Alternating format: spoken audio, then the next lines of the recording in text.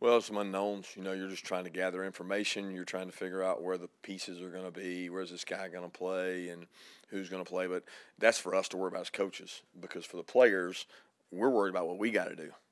If I execute my assignment, what does it matter who's across from me?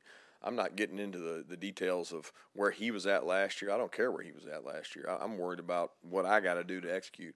But we as coaches certainly like to know about personnel and matchups, and the game within the game is to try to get a good matchup somewhere out there. And matchups are easier to find when you know the team inside and out, like let's say an SEC team we play every year. It's pretty easy to try to figure out where your matchups are. Probably a little tougher in this situation of not knowing your opponent, and even the tape you have of the opponent may not be exactly what they're doing. So that creates an interesting dynamic, but it's not for our players to concern themselves with.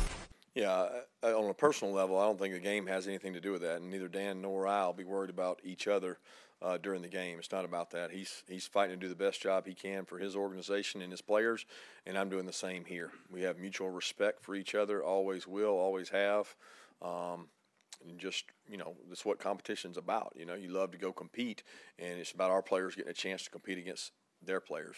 As far as the familiarities of the two systems, there probably is a little overlap there in terms of, defense, and, they're watching our defense and we watch our defense to get ready for them. But they've got coaches on their staff from other places.